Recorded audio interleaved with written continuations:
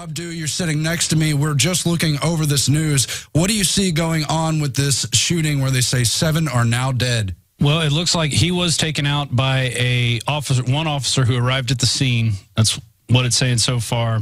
Another thing in here is that the officer was shot several times and taken to the hospitals and expected to survive. And so interesting stuff. They found 4 people inside dead, 2 outside.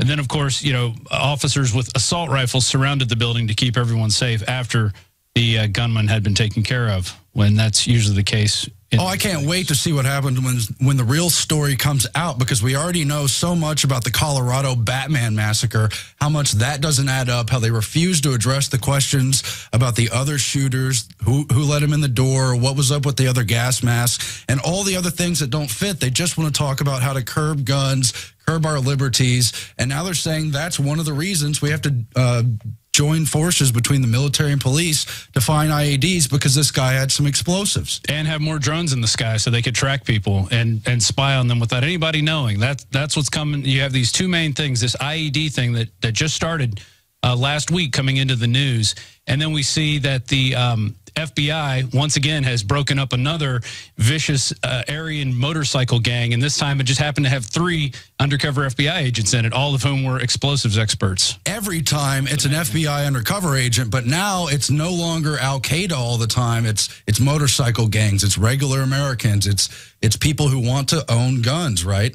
It's diluting the field, essentially. Anybody can be a terrorist. Anybody who doesn't fit in the clean-cut, white bread realm of, yes, sir, I'll do whatever the homeland says. If you're not falling right in line, well, you could be a terrorist. You start speaking out like that, you never know. Well, you know, this is Alice in Wonderland through the looking glass, because everyone's a terrorist except actual Al-Qaeda. Those are our allies, whether in Libya, whether in Syria, whether to oppose Russia. And now there's all these news articles about how accidentally Al-Qaeda showed up when they were put there by the Pentagon folks. And now the Muslim Brotherhood has their own militia inside Syria. We will get into all that, but as I mentioned, Alex Jones is joining us on the other side of this break on this live Sunday edition, and he's going to break down the latest moves to move us further along down the road to martial law, this whole merging of military and police, because non-existent IEDs are going to get us from everywhere as they fuel the drug gangs, as they launder their money on Wall Street, as they invite them into the country to have a destruction party. All that's coming up on the other side. This is Infowars.com. Stay tuned. Big live Sunday broadcast. We'll be back on the other side. Alex Jones here with a very important announcement for truth seekers. We've carried a lot of amazing films and books over the years on the online video bookstore at Infowars.com. And out of all the titles we've carried, one stands out because it is just so chillingly convincing. And that's Dreams from My Real Father by Joel Gilbert, available at Infowars.com. This film exposes the fraud that Obama is like nothing I've seen. If you want to know who Obama's real daddy is, this is the film for you. Don't forget, your purchase supports our broadcast and our growing media network. You'll also find at InfoWarsShop.com None Dare Call a Conspiracy by Gary Allen, the book that woke me up. We're also carrying Behind the Green Mask, UN Agenda 21 by Rosa Corey. This book is coffin nails to the globalist takeover. The Greater Good, the most professional and up-to-date film I've ever seen exposing the scourge that is vaccines. These titles and a lot more are all available at InfoWarsShop.com. Alex Jones is waiting in the wings. Now, so much is going on in the world. They're ramping up the background noise for World War III. Russia's descending on Syria. Everything's happening with Iran. Meanwhile, they're trying to harden, solidify, and bring home the war on terror to blame domestic terrorists and merge the military and police. Alex Jones, are you there? Yes, Aaron, thank you for sitting in on this Sunday broadcast there with the InfoWars Nightly News Director, Rob Dew. I know you have a ton of information to cover today. In fact, our top story that I was going to call in and cover in the first segment dealt with a Houston Chronicle report, and I talked about this years ago. The police are being told domestic terrorist, i.e. returning veterans.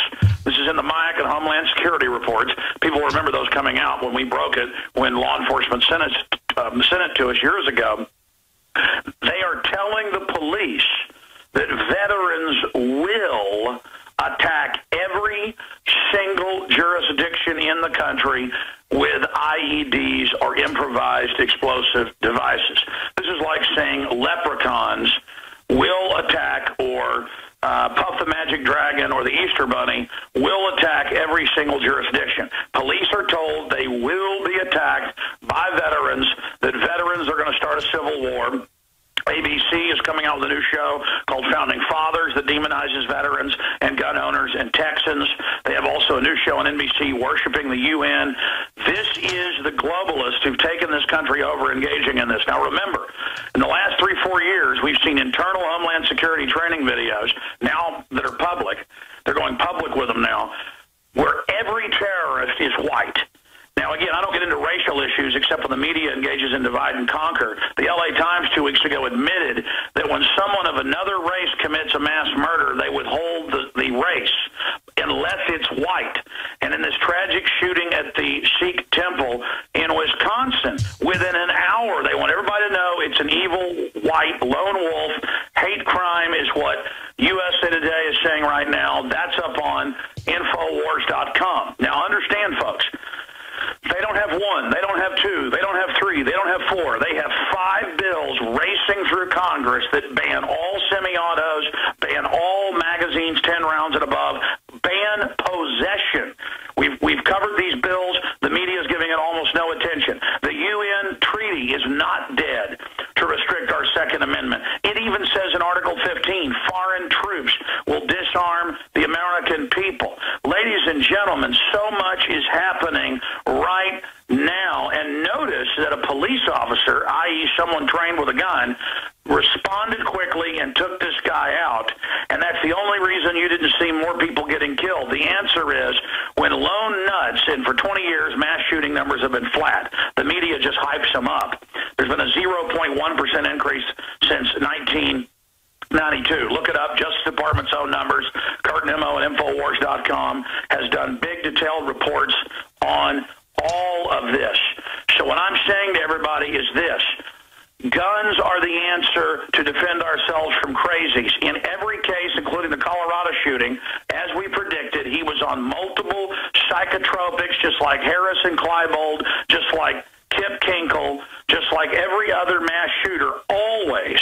I mean, when police pull up to a Houston home a few years ago and the mother had chopped the arms and legs off her baby, they knew what would be in the medicine cabinet. Prozac. It puts you in a hallucinogenic state, a dream state, and when you have a bad trip, you start becoming a homicidal murderer. It says it in the drug insert. That's why teen suicides are off the charts. It makes you commit suicide. It removes your compulsion. If you have a thought of mass shooting people, like a robot, you go and do it. The drugs are the issue, and we told you he'd have Pentagon psychologists, top Air Force psych warfare psychologists assigned to him. They knew everything he was, quote, planning, and the witnesses all said that they were seeing multiple people and smoke bombs and multiple gas masks, but all of that's been swept under the rug. Now, that said here, I want to throw it back to the guest host here today, but I was already planning to call in on the issue that is up at Infowars.com, where they are announcing nationwide here in the United States that they want to have basically troops on the streets and all the rest of this, and the Secretary of the Army has said that they want troops on the streets. Alex Jones reporting for Info. And again, I just accidentally played one of my videos where I'm breaking this down on Infowars.com. The point is that they are pushing troops on the streets, TSA-style operations on the streets. It's now all beginning with the ridiculous idea that there will be bombs in every major city. And what they don't say on the news is they're teaching the police.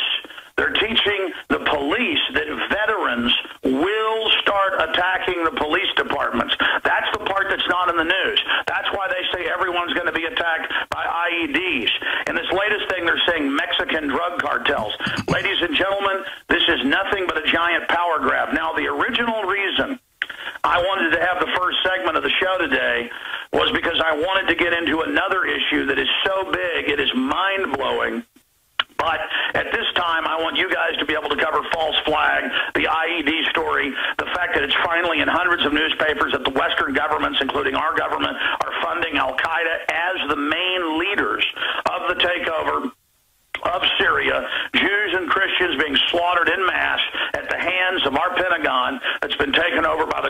So I want to turn the show over to you guys, and then just look at your schedule today, because I know you have a lot.